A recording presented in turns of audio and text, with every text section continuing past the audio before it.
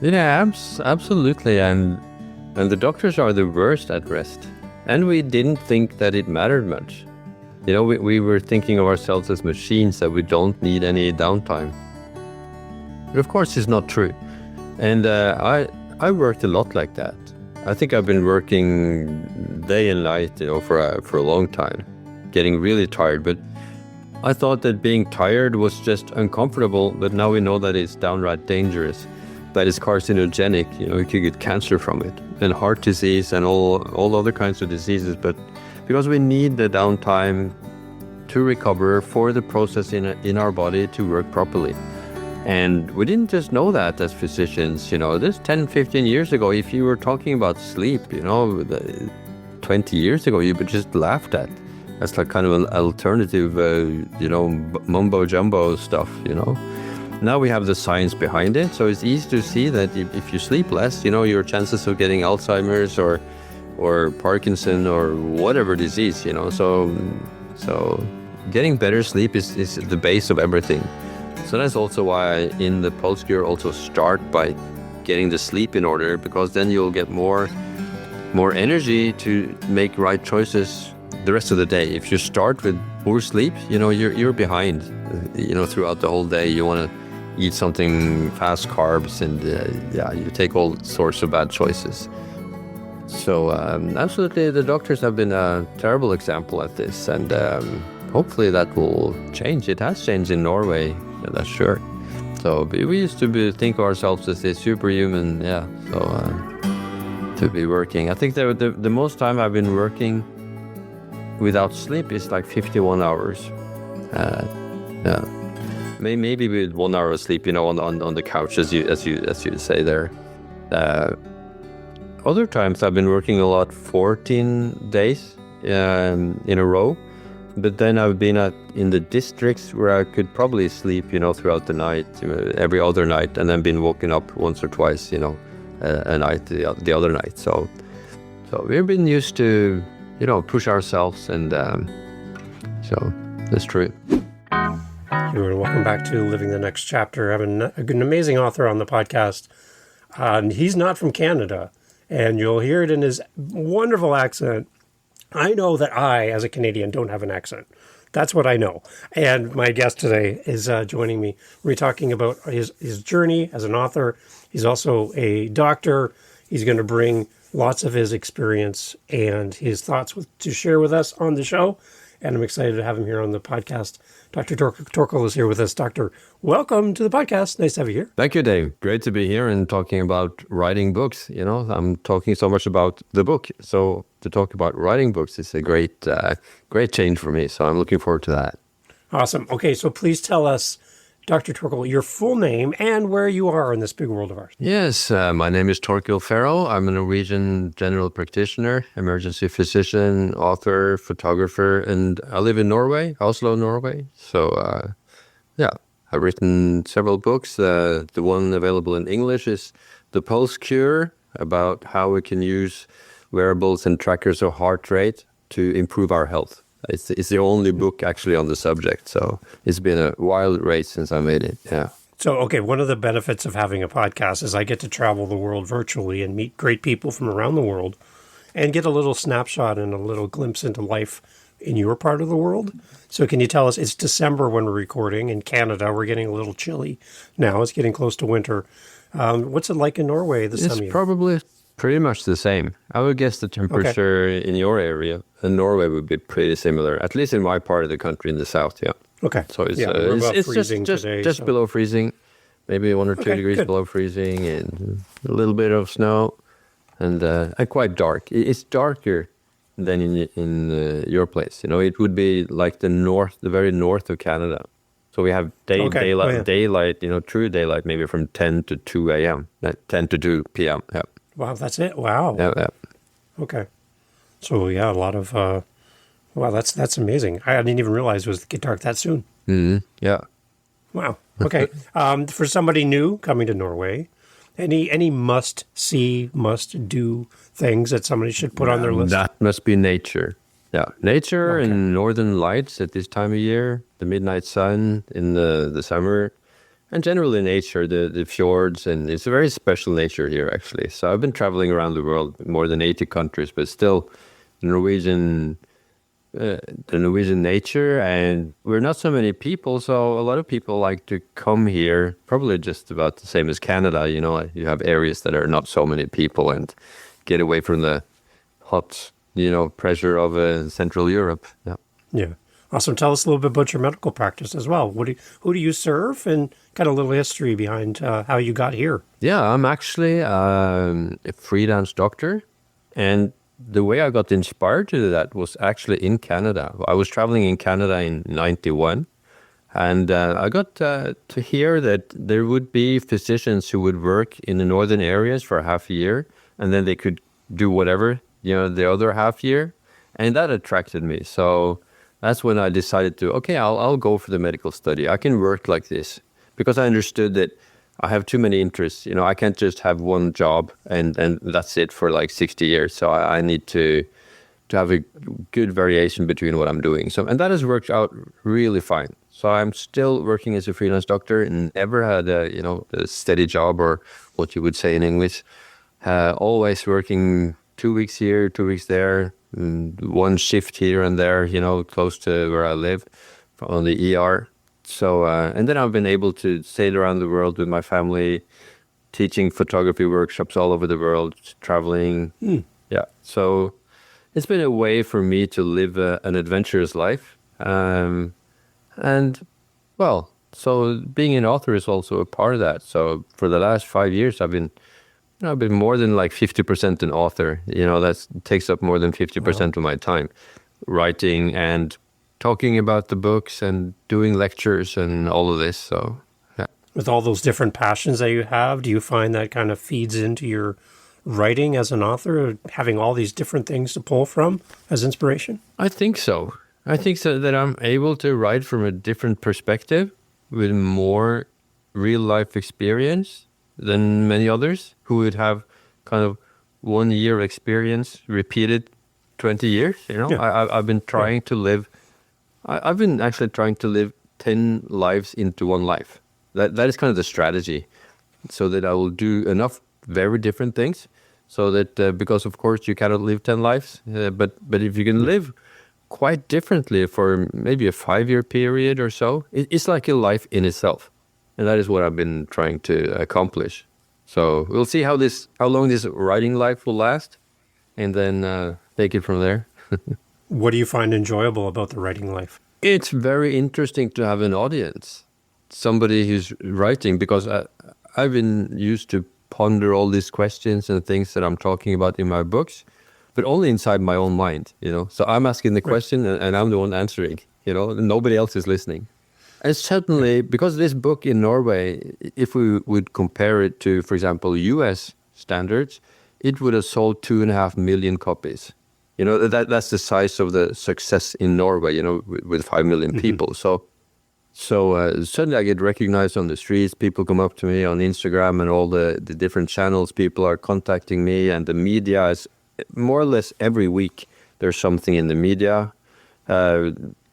All the podcasts, I've been on 200 podcasts the last 2 years. Wow. Yeah. Almost as many as you. Almost. Without the title of a doctor behind me to back me up. But yeah, that's amazing. Yeah. Well, when you go on all these shows and you talk about your practice and what you teach and how you help people and your writing, what's something enjoyable for you out there in creating content out in the world? What kind of things do you like about getting out there and sharing your message? Oh, it's also that I have to think, to be able to explain what I'm doing. So it's kind of a challenge to clarify in my own mind what I'm actually doing, why I'm doing it. And every podcast is different. And so that's what I like. I don't get tired of that. I don't get tired of working in the ER or as a doctor. And I don't get tired of this. So there must be, and I get easily tired or bored, I would rather say. I get easily bored. Yeah. So it must be something, about it that still attracts me and still makes it enjoyable to show up for a podcast at any time. Yeah. Yeah.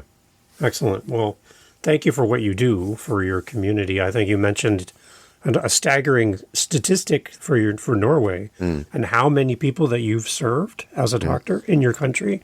Like you gave me a percentage of how many people you've worked with. Yeah, I've actually examined 1% of Norway's population. So I've been examining personally 50,000 different Norwegians because I've been working in this way all over the country.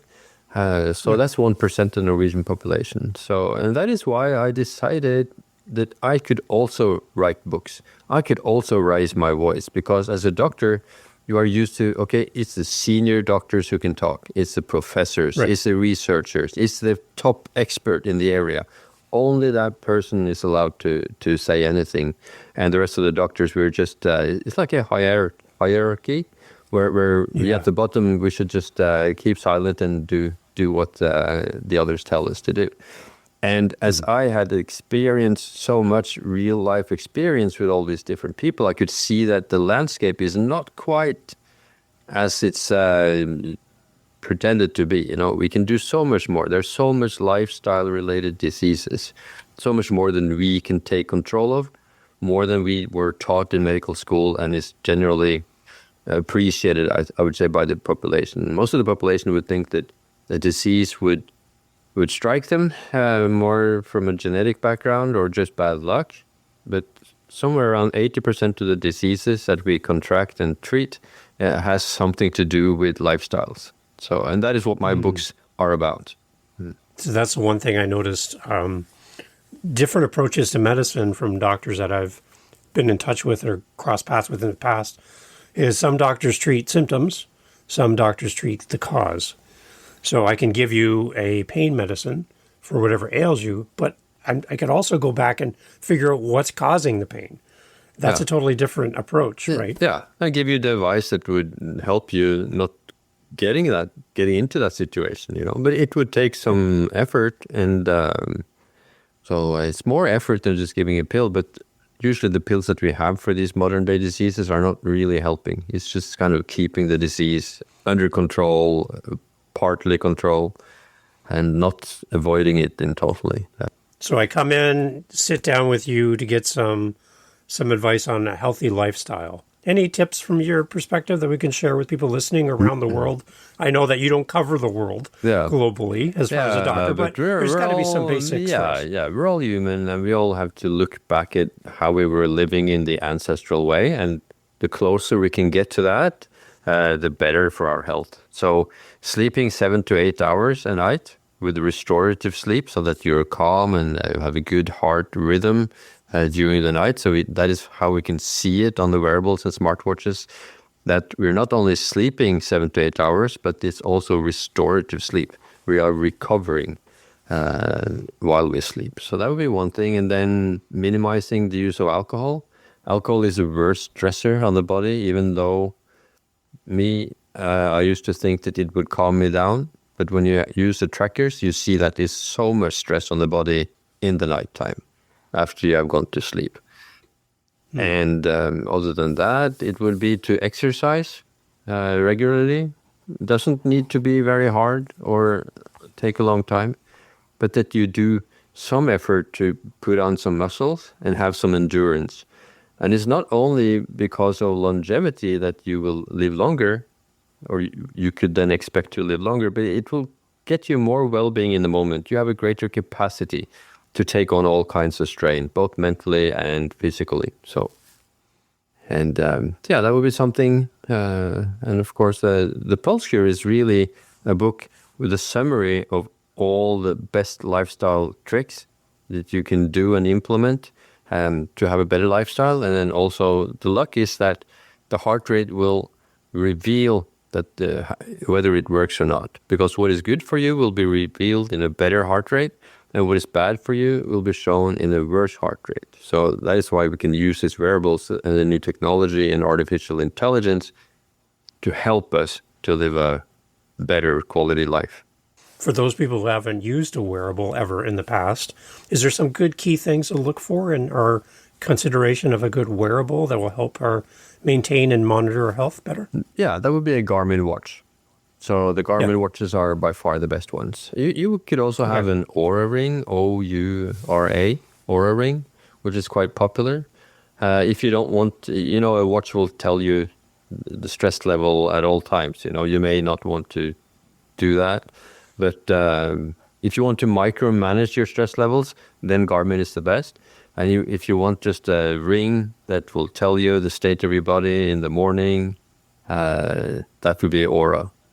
So they have some different pros and cons, but it's interesting, and the evolution in this market is just exploding. So it will be something that everybody will use more or less, within 5 or 10 years. We use artificial intelligence like everywhere else in our lives, in our cars, in our planes, in our iPhones and whatever. But now we can use it on our own physiology to help us, because the heart rate can reveal something about your function and physiology that is really hard to notice. We're not equipped to notice this from nature's side. We have excellent senses toward the outdoor threats that historically have been threatening us, other animals and enemies and foul food and such things. But sensing our inner stress has not been a priority. So that is why having these wearables is kind of having an amplifier for your system that makes it visible, the stress on your system. And that, of course, makes it a lot easier to manage when you can measure it, of course. Okay. Yeah, I'm a musician and I play guitar, and my guitar has an amplifier. When I plug my guitar into the amplifier, I can hear it better, and it makes the sound louder and more noticeable. So maybe in health-wise, the same thing. These wearables and the knowledge that you're helping us to understand can just amplify that knowledge so that we're more aware of what's happening, similar to a guitar and an amplifier would be. Yeah, exactly. I like that. Good. Okay. The process of writing. Where did you learn how to do this? Where did you learn how to go, hey, I'm going to go take all of this knowledge, all of this experience I have, and now I'm going to start writing my thoughts and becoming an author. Was it somebody who told you that you should do this, or did you just tell it yourself? It was something I read, actually. I was reading a book. It's called The Success Principles by Jack Canfield. And in that book, it was written the preposterous idea that like anyone can be an author. That you didn't need to be the top expert in your field, but if you knew, by what I can remember, if you knew more than 70% of most people, you can write a book about it. And somehow the next morning I was teaching a workshop in Morocco, and the one that I was teaching the workshop together with, he asked me, what are you going to do now? And I suddenly answered, I'm going to write books. And it was something, almost from outside myself. I couldn't believe that I was saying those words, because I hadn't written anything since grade school, since I was 19. I wrote some articles on my experience in Doctors Without Borders in Angola about mine injuries and so. But that was just, it's 10 pages. And that is all that I had written for like 20 years.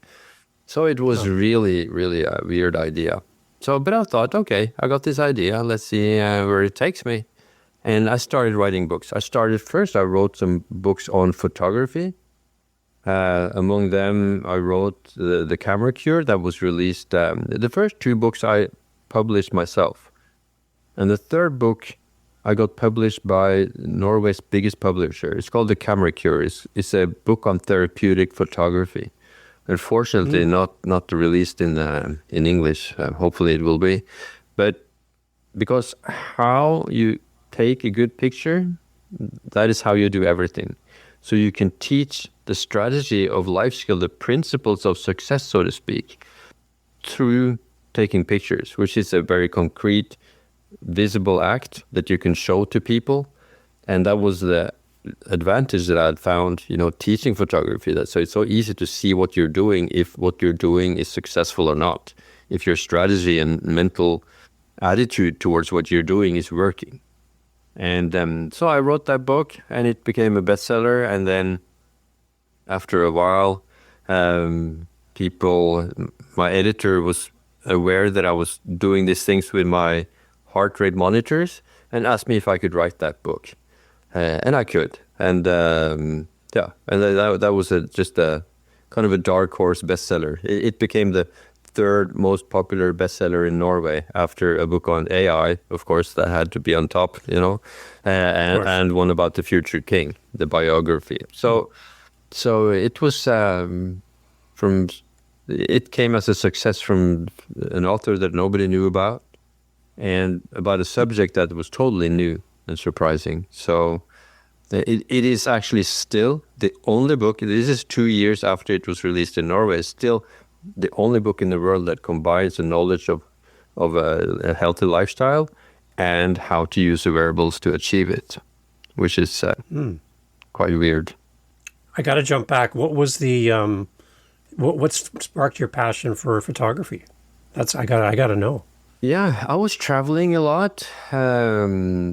So I was traveling around the world maybe for 2 or 3 years, in separate, occasions, maybe 1 year here, another year there, and so on. And I found that taking pictures was a way to experience life more profoundly, that you had like a passport and an excuse to take pictures of people, even if you're in the Andes Mountains or in Africa somewhere or in India. Once you have the camera, you get invited into situations, and you kind of have to look better. You have to be more curious. You're getting experiences that you wouldn't have gotten without the camera. And as you are more activated in the act of photography, you remember it better.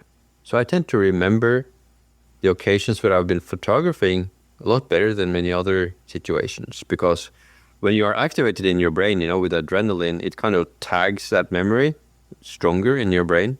So, and after a while, I got interested in art photography, somewhere in between of documentary photography and fine art photography.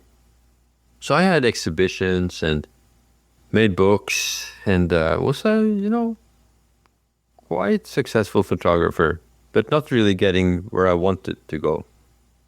So, and then I was teaching photography. Probably been teaching more than 60 workshops around the world, like in Cuba and Ethiopia, Morocco, Croatia, Sri Lanka, Israel, Palestine, many places. So it has brought me a lot of experience also to teach, to help others to achieve what they want. So I probably used some of that experience in my books as well.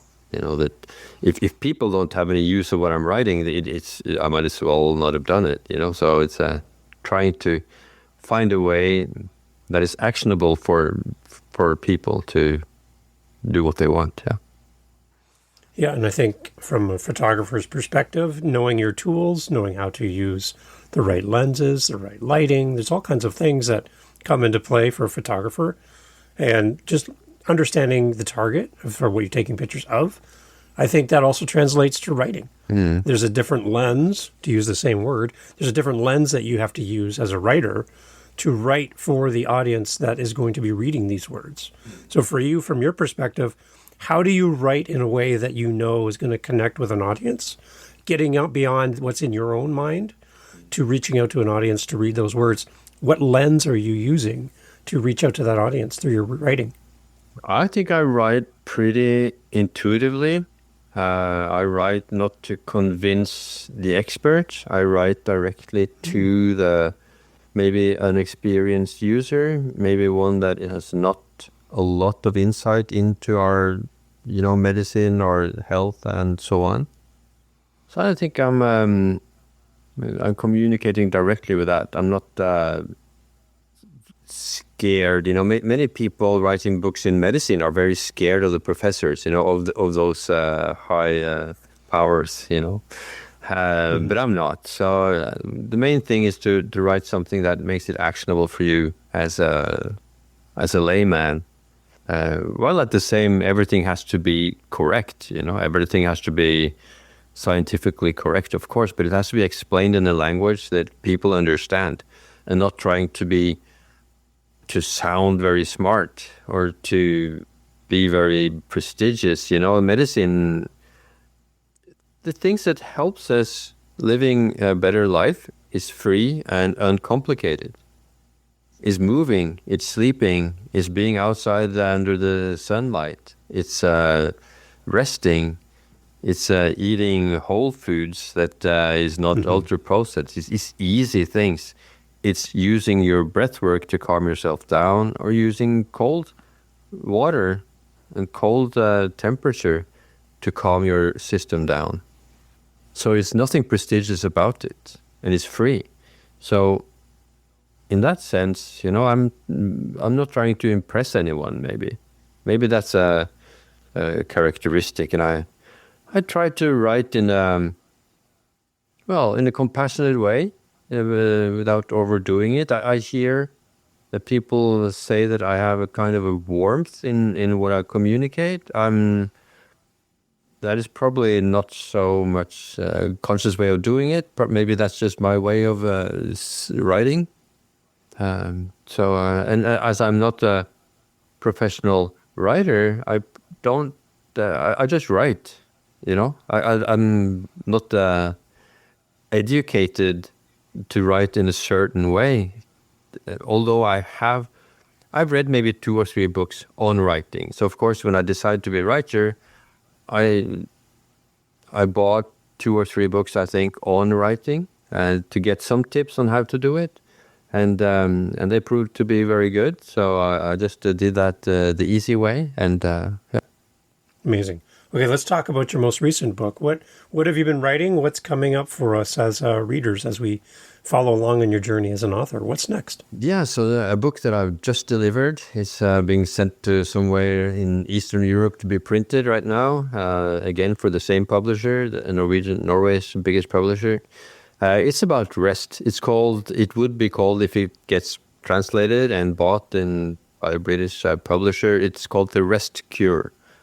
So it's using the magnifying glass on rest and how we can rest better and recover better, because that seems to be the hardest part for people from the post-cure. So active rest is one of maybe 10 chapters in the post-cure, and we have kind of expanded that chapter and been looking at the whole stress balance system through rest and how we can rest better, because that seems to be hard for a lot of people. And if you are not good at resting and recovery, you will burn out. You cannot be productive over time if you're not very good at resting. And resting is not only in your way of performance, it is the way to better performance. So a lot of research shows that the best performers, regardless of category, if you're a businessman or musician or photographer or whatever, the ones that are best at deliberate rest, they are also the most successful ones.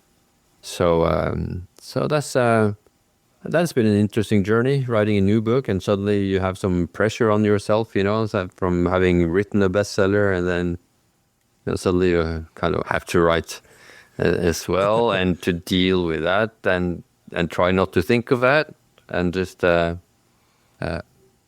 to write as easy as I can. So that's my advice. I must say that probably the best book on photography, on writing, is The Right to Write from Julia Cameron, and her whole system, The Artist's Way. That famous multi-million seller books on how to be creative. And I've kind of followed her system by starting out to write the first draft just intuitively, writing it all the way through from start to end, and then just starting again and again and again. And I think on the last book I rewrote it 10 times. So each time you write, each time you go back to the start, you improve it a little bit here and there. And then you remember, I should put this in, or okay, I can take this out, and so on. So every time you write it through, it becomes a little bit better. So, and in the end, it's quite fast to read through it, I think. So I think that strategy has really helped me. And it's an easy strategy that even I, as a non-author, could relate to. And that when the first you start writing, you don't have any perfectionism. You're just producing, you're just writing. You're not thinking about the end result. You're just thinking about the process. And Yeah. for each rewriting session, you are adding some perfection, so that by the end of it, then you're kind of manipulating any sentence, to improve every sentence. So I think it's a really good way of doing it. Okay, so let's jump back to the idea of rest. I'm really curious about your thoughts on this. Whenever I see anything on Hollywood or television that depicts a doctor in the hospital serving patients, going from room to room, patient to patient, I see footage of doctors and nurses sleeping on gurneys in the hallway, trying to sleep in the lunchroom, in the rest room, kind of the rest break room, trying to catch a few minutes of sleep before they run back to the floor again.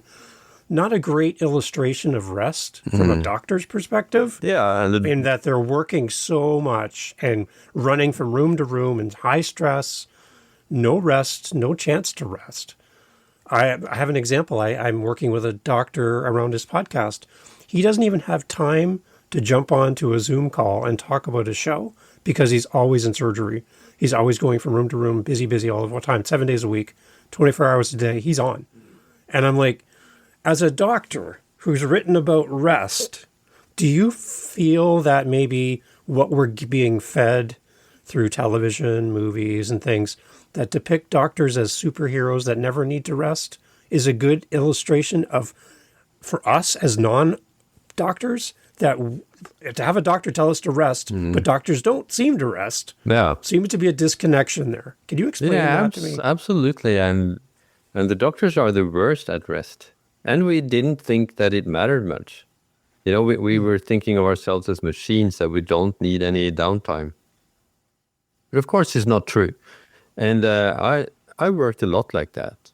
I think I've been working day and night, for a long time, getting really tired. But I thought that being tired was just uncomfortable. But now we know that it's downright dangerous, that it's carcinogenic. You could get cancer from it, and heart disease, and all other kinds of diseases. But because we need the downtime to recover for the process in our body to work properly. And we didn't just know that as physicians, this 10, 15 years ago, if you were talking about sleep, 20 years ago, you were just laughed at as like kind of an alternative, mumbo jumbo stuff, Now we have the science behind it. So it's easy to see that if you sleep less, your chances of getting Alzheimer's or Parkinson or whatever disease, So getting better sleep is the base of everything. So that's also why in the Pulse Cure also start by getting the sleep in order, because then you'll get more energy to make right choices the rest of the day. If you start with poor sleep, you're behind, throughout the whole day. You want to eat something fast carbs and you take all sorts of bad choices.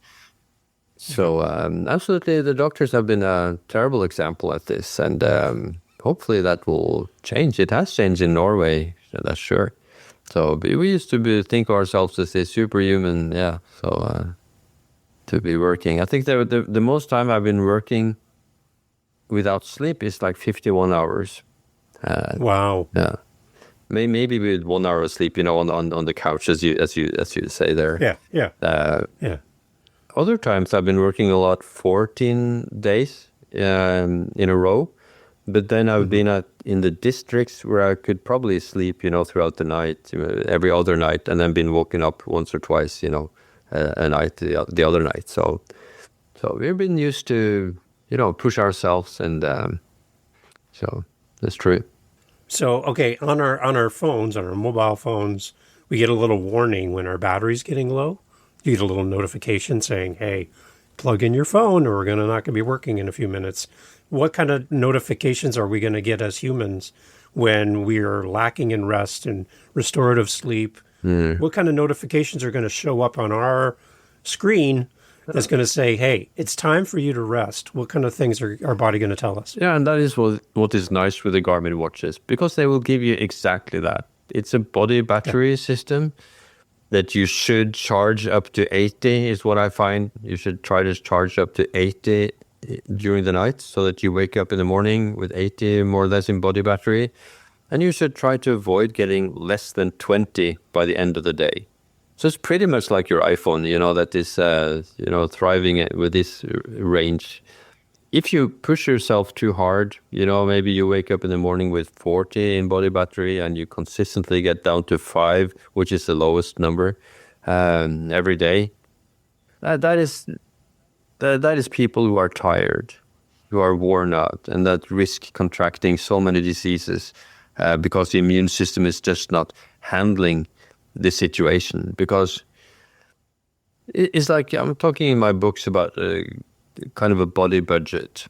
So there's a certain energy available, and if you spend too much on other things, the energy available for your immune system to work, which is a very expensive system, takes a lot of energy to have a proper immune system, and a lot of energy. And if you just use your energy on treating alcohol or exercising too much or eating food that you're not supposed to eat, creating inflammation, you're just not working properly.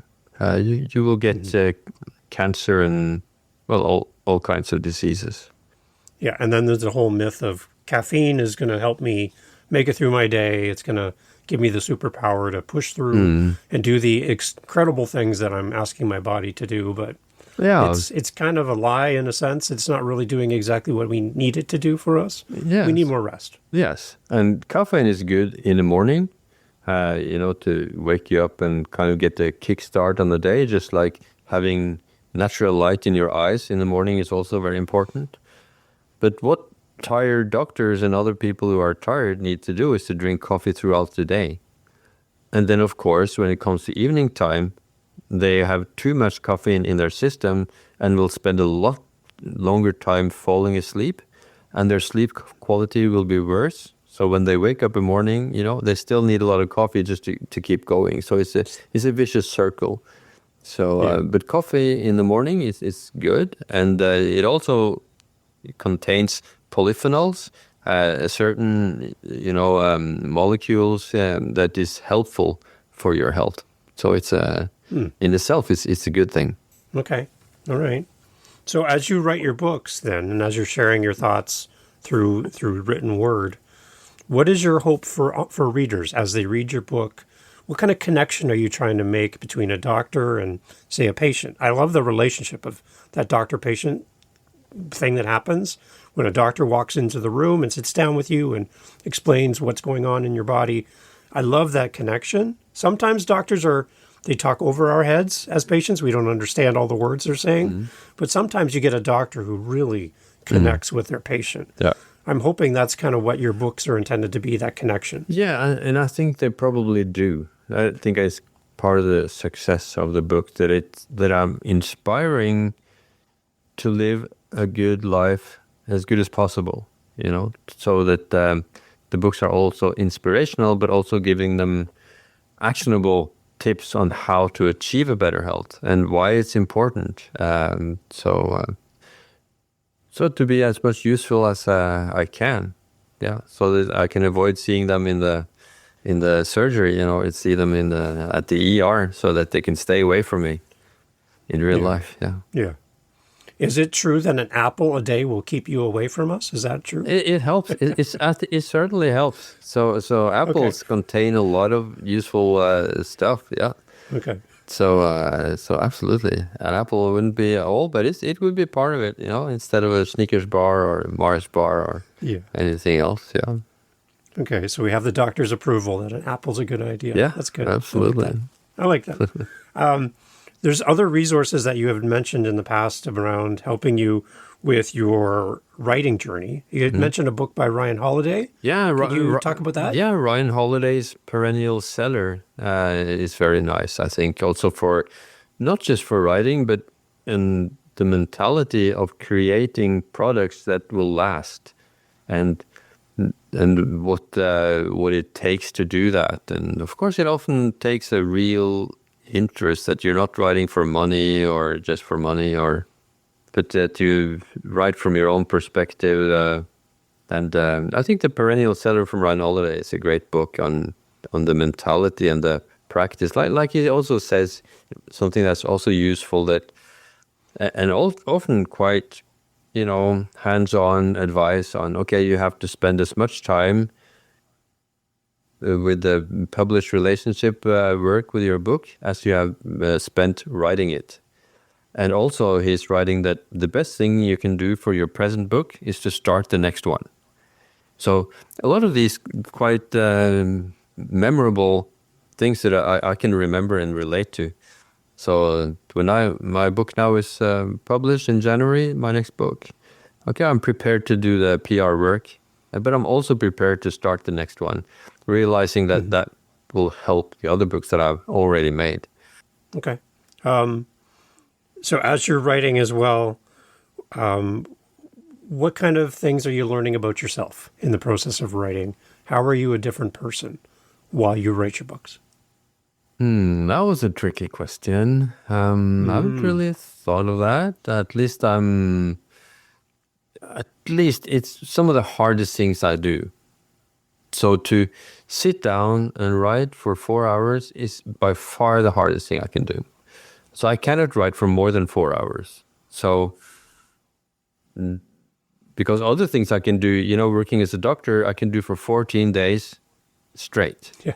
It doesn't tire me. It's easy.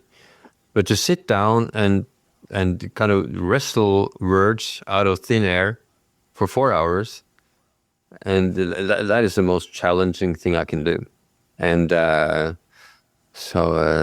then I have to find ways to make that possible. So the most important for me is to put it in the calendar. From 10 a.m. to 2 p.m. is writing, no matter what. The only thing I'll do then is to write. So if I can't write, then I can't do anything else either. Sort of the tricks that I've learned from these books that I've been reading, that this is the way I have to do it, that you cannot sit and wait for inspiration. It's like opening your shop. You open the doors and you start working, and you can only do as well as you can do for that time, and hope that that it's enough. That I think Julia Cameron says that, okay, you will make sure the quantity, and maybe, God or some higher powers will make sure of the quality of it. But your job is only to make sure that the quantity of words is there. And that kind of thinking has helped me, I think. So I'm learning about myself to put myself in another situation, from not being a doctor in the office talking one-on-one, but to imagine what, like 10,000s of people will need on the other side of this when they read the book. So it's a super challenge. And also it's not just a one-man work, you have editors, you have, I don't know how you call it. In Norway, we call it word washers. Okay. Word washers. Yeah. Who will go through the book and maybe improve it, with their language. And maybe I've been writing in a, So it's and then the public relation, and then the whole process around books is totally different from what I've been living like, for all the years until I suddenly found myself a successful bestseller writer that I actually dreamed of, come to think of it, when I was a child. So one of my first childhood dreams was to become a best-selling author. Wow. And of course, my dad laughed at me, why? Probably in a nice way, they don't get your hopes too high. But it was actually something that I was thinking of doing, as a 10, 12-year-old boy. Yeah. And now you've done it. Yeah, actually, yeah. So that's good. Yeah. So doctors write a lot of prescriptions for people. Take 2 of these, call me in the morning, those kind of prescriptions. If you could write a prescription for a new author on writing their book, and you could write down a few notes on a piece of paper from your perspective to another author early in their journey of writing their book, maybe they're a doctor and they want to take all their knowledge and experience and put it into a book. What would you write on a prescription for a new author? What would you tell them to do? Yeah, maybe I would first recommend them to get the books from Julia Cameron, The Artist's Way. and the right to write, so that you can learn from those who have been doing that, and the perennial seller book from Ryan Holiday, so you can start there, so that you don't just start writing and don't have an optimal way of doing it. And then just to assure yourself that everybody has a story in them, and that everybody has some expertise on a certain area that is more than 70% of the other ones in the same area, and then you can write the book.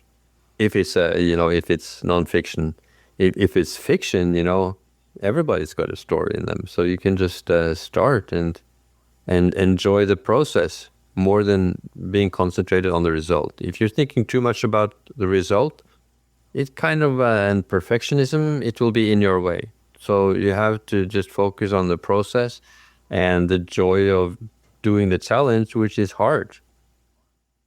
So just do it. Of course, the Nike word slogan is the most important thing. I see too many. Right. I meet so many writers now, and when they are not too perfectionistic and too scared of not being accepted by the most important people, that is kind of paralyzing them. So I think it's important just to do it, and don't think too much about the result. Don't think too much about the critics. Yeah. Okay, I love that. It's a great prescription for all of us. So we accept that as authors. Thank you for that. I want to wrap up with a question here at the end to kind of wrap up our conversation. But before I do that, Torkil, where do we go for connecting with you? We want to follow your journey and all of the future books that are going to happen in the future, because you're going to keep writing. I know that's going to happen. Well, where do we go to stay in touch with you? Social media or website? Where would you like to send us? And I'd like to wrap up with a question after that. Yes. On Instagram, I'm Dr. Torkil, dr.torkil. I'm on my own name on LinkedIn, on Facebook. I'm Dr. Torkil as well. And I have a website called thepulsecure.com, where there's a free video lecture where I'm telling about how you can use the Garmin watches, to micromanage your stress levels and give the best advice on the different aspects of lifestyle habits that you would want to have to live like 20 years longer than you would if you don't have those lifestyles. Actually, research shows. So that would be the places. And of course, the book is available on Amazon and on any internet. They may not have it in the bookstore close to you, but if you go to Amazon, The Pulse Cure is also available as an audiobook and an ebook if you prefer to have those kind of read it in that way instead. Yeah. Good. Okay, so at the end here, I wanted to do this at the end because I didn't want people to fall asleep during the conversation, because your ideas and your suggestions might help us sleep better. But I want to keep it to the end so they'll listen to all of it. But tonight we're going to go to bed. We struggle falling asleep at night. We're restless. Our mind is full. We just have a hard time falling asleep. We don't get quality sleep. I'm asking for my wife, who wrestles with sleep all the time. Mm-hmm. She wakes up in just any random time at night, doesn't get a full night's sleep all the time. She's really struggling. From your perspective, restorative sleep, you said it's important for us to have that good quality sleep. Are there any tips that we can do as listeners of the podcast tonight to get a better sleep, to prepare for bedtime so that we'll have a better restful sleep? Any thoughts that you could share with us that we can put into practice tonight? Yeah. So that would be to start winding down 1 to 2 hours before you go to bed. Okay. By something that relaxes you. Reading a book is a favorite for many people. Avoiding eating later than 3 hours before you go to bed. That's really important. Okay. Avoiding alcohol, as I mentioned, that's the worst killer of sleep quality. Having the room quite cool, like 60 degrees Fahrenheit would be good. And totally dark, so that you cannot see a hand in front of you. Avoid bright lights. You dim the lights in the evening, and then in the morning, get outside light as early as you can. That kind of sets the melatonin will then be started to secrete 12 hours after that when you want it to help you getting asleep. Avoid caffeine after noon. So 12 o'clock will be a good time to stop drinking coffee. So that would be some advice. And then also to go to bed and wake up at the same time as much as you can throughout the week, and not change it too much in the weekends. And then your brain will be prepared to go into the right brain waves throughout the night, so it will improve the sleep. And of course, it would help immensely, having a wearable to... Yeah. Often it's too much stress during the day that will, be coming into the night as well. So often a nighttime stress problem or lack of sleep has its cause in too much stress in the daytime. So, and then to be patient also. It could take some time, but once you have the wearables, you can identify good nights from bad nights and see what is in common with the good nights and what is in common with the bad nights. Maybe it's something that you're eating that you cannot tolerate well. And when you eat that, like pizza, for example, so many people, when they eat pizza, that's terrible for their sleep. So suddenly you realize such things that you would never have thought of. At least I wouldn't think of that. Yeah. Okay. Well, see, there we got our own homework now that we can put into practice tonight. Dr. Torkil, I'm so glad that you're here. Congratulations on your books and sharing your message. To take it out of the ER, out of the hospital, and put your thoughts into a book that we can take home with us and read and enjoy and learn from. I'm so glad to see that you've found success. The childhood dream of being a successful author has happened and continues to happen for you. So thank you for being a part of the podcast and for sharing your thoughts here today. Yeah, thank you for inviting me and letting me talk to it. It's been really exciting to, talk about these things instead of just talking about the content of the book. So thank you so much. Awesome. Everyone, all information for Dr. Torkil in the show notes, as always. We'd love for you to go and support him, buy his books. And when you buy his books online, please leave a detailed review of the book. That really helps other people to understand why this book is so important, and will bring more people to support Dr. Torkil as well. So please leave a great review as you buy his books. I really encourage you to do that because I know it's going to mean a lot to him as well. So again, Dr. Torkil, thank you so much for being here. Thank you. Hey, thanks for being here for the Living the Next Chapter podcast. So glad to have you as part of our family of listeners. There's a seat for you just here on Living the Next Chapter, and I'm so happy that you have listened to all the way to the end. Wow, you are now my new bestie. I want to let you know that I host 7 other podcasts on top of Living the Next Chapter. Yep, 8 total. One of them is called the How To Podcast series. If you are thinking, you know what, Dave, this podcast thing seems like a lot of fun. Well, I'll give you a secret. It is. It's a great, amazing, fun time where you can get to meet great people, get your word out there, promote your book, promote what your coaching program, whatever you're doing. Podcasting is great. And if you want to learn how to do this, what you're hearing right now, head over to howtopodcast.ca and look up the How to Podcast series on YouTube, whatever app you're listening on. You'll find me there. And I'd love for you to come listen to How to Do This. And if you're interested and have questions on how to podcast, reach out to me at howtopodcast.ca. Thank you for listening. Talk soon.